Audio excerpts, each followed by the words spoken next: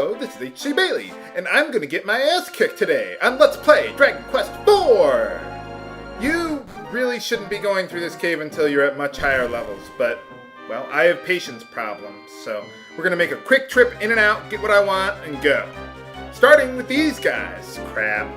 Now, against these guys, you want to use the Poof spell. It's basically the Expel spell from the NES version. It removes an enemy from battle, you get no experience or gold, but at this point, I really don't care.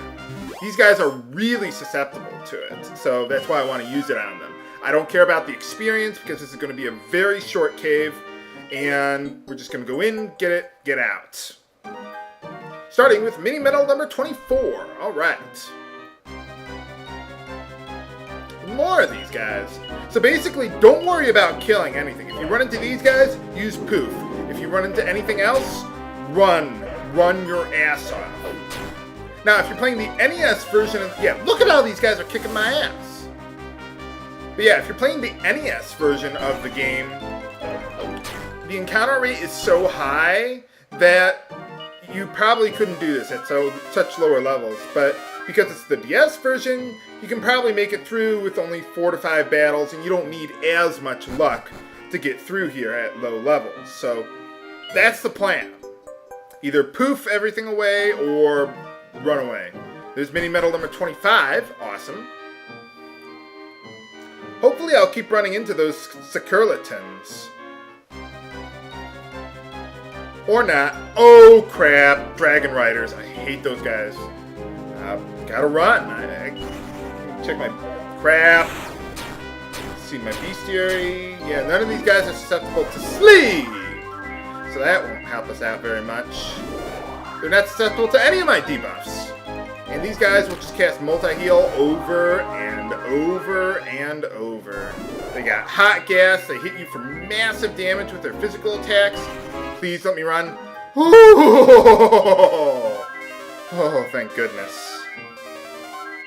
Whew. That was a close one. I was sweating there, viewers. But then again, it could just be because it's 90 degrees outside. This is May. It's not summer yet. What's going on here? Well, anyway. Yeah, basically what you want to do with these guys, once you poof them away, at least reduce their numbers before you try to run away. Because I would imagine the more enemies there are, the harder it is to run away. I don't know the exact formula for running away, but... well, anyway. Obviously, heal up to max after every single battle. Just in case, you never know. Okay, we made it to the stairs. We're almost there. We're almost there. Come on. Okay, and here we get the Zenithian armor, which I'll go over in just a moment if I can get out of here alive. Come on. Yes! Yes! I made it! Okay, whew. Okay, let's get out of here. Get out. Warp, warp, zoom, evac, whatever it is. Get out of there. Okay.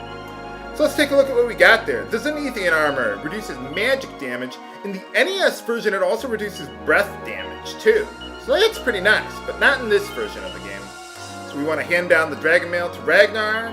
And now that we have, well, 26 mini medals, I was going to say 25, but we want to hand them in to King Minikin, who apparently is an insomniac. King Somnus? No, that's another game. But we do want to give him the mini medals now that we have enough of them. We get a pretty damn good piece of equipment from him. The Magical Skirt. It's the only piece of equipment in the game for now that reduces magic damage that Alena can equip. So, yeah, you see, there we go. So let's give that to her. Like, other characters can equip, like, Iron Shields, or some other, there's like a flowing dress or something. Yeah, they have options. Alena has no other options in this chapter, so, oh well. But anyway, I want to return back to Endor because, well, there's one thing I wanted to show off, someone mentioned, so I figured, oh, I'll show it, why not? Hey, how's it going? Oh, really? Yeah, that was that thing back in Chapter 2. Huh. Well, that's weird. Well, I mean, it was worth a lot of money. Apparently, they sold it here. If only I could have gotten in there in Chapter 2 and helped them out. got it back or something, but, well, I'm sure it's nothing to worry about. I mean, just a nice little reference to Chapter 2. But anyway, we want to do some massive level grinding that actually will not take very long. I will show you how. So, first things first, we want to set up our party. Solo, Alena, and the 2 mages. The reason I want the 2 mages are for the poison needles and Alena for her high critical hit rate. Some of you can imagine what I'm going to be doing here now. This area is called the Royal Crypt. The enemies here give pretty good experience, but mostly I'm looking for liquid metal slimes. One thing I also want to show you here. Yeah, you see we have access to all of our party members here, so that everyone will gain experience while level grinding here. On this floor only, though, not the other floors. But what you can do is just use the whistle command, or spell, that Torneko has over and over and over again to keep on summoning monsters. Eventually, we'll run into a liquid metal slime for massive experience. So I'm going to keep on doing that until I find 1 or 2 of them, and I'll be right back.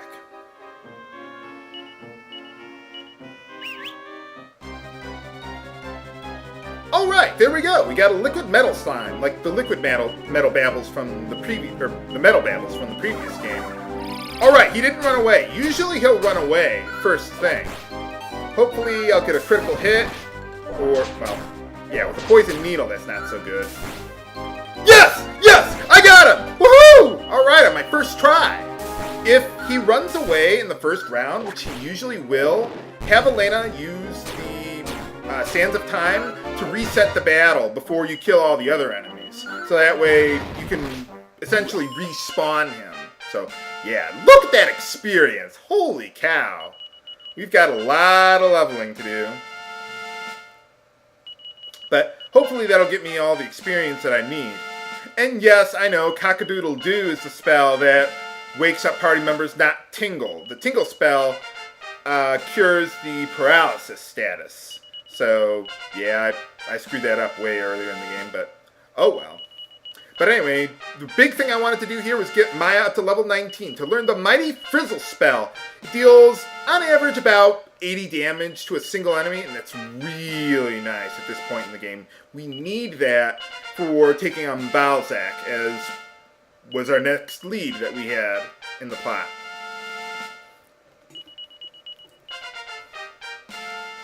But, as you saw, Kiryl learns the Wax spell, so now he's a hitman.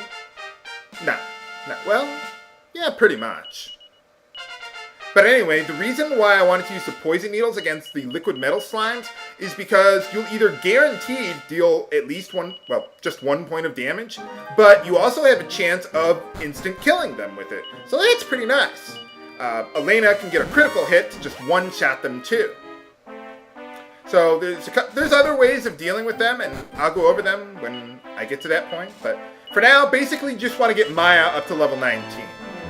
And rearrange my party like so. I've already gotten my equipment set up as I have listed in the video description for taking on Bzack again. So let's just rest up here as long as we're in the area. I can warp to Zeleningrad whenever I want. Did anyone tell us exactly where it is on the world map? Well, I suppose we can figure it out on our own, but anyway. Okay, let's zoom to, Zamaxpa, sorry. Not Zeleningrad, but, well, you know. But anyway, monsters have taken up residence here, some very hard monsters. Hopefully, just like before, I'll be able to get in and out. Now, you see in the upper right corner there's that flame guarding the treasure room? Remember that for later, viewers. Oh, the Marquis is here. Oh. Why is he speaking French still? Well, anyway. Oh, he's not Bzack anymore. He's Bzack. I don't think so, bub. That's what you think. For boss time! And if you have Maya or Meena with you, you get their battle music again one last time. Alright. So anyway, what I want to do is use Ka-Buff, and I don't want to use Sap on him because he has pretty high resistance to it. So just go all out with Frizzle. One of the hard things about this boss fight is that he regenerates 50 HP per round, so you gotta pile on the damage there. You see how that didn't deal a whole lot of damage to Solo and Ragnar, or his breath attack? The reason is because I have dragon nails on them. That basically negates his breath attacks there. Okay, we're not doing too bad. Once you got double Kabuff going, we should be immune to his physical attacks, so all I'm really worried about are his spells. So let's just have Kiryl healing for now, and keep on piling on with the Frizzle spell there. Just trying to think of anything else that I've... ow! Yeah, that's probably... ow! That's probably the most dangerous thing he can do to us right now. Yeah, we're gonna have to join in on the healing. Nuts. But yeah, you can just see how abusive the Dragon Mail already is. That would have dealt a lot more damage if I didn't have those equipped there. I like the Dragon Mail. Well, now I don't like it as much as the Zenithian armor. But I like the Dragon Mail in general better than the Zenithian armor because, well, I don't really need the usually I don't need the magic resistance as much because he's already dead. Well, there you go. But yeah, basically just equip Dragon Mails, all the other equipment should be pretty standard. You don't even need anything better than the Cautery sword for Ragnar. That's still pretty good at this point in the game. Obviously having the magic vestment and the magical skirt are nice to have for the mages there. Yeah, this is pretty much going to happen every time you kill a boss or a liquid metal slime or something. Ooh! And we learned the mighty Oomph spell. That's basically the by-kill spell from the NES version. It doubles your attack power. One thing to keep in mind with that spell is that it negates your ability to get critical hits. So you don't want to use that on Alena with the Falcon knife earrings, actually. That's actually bad for her.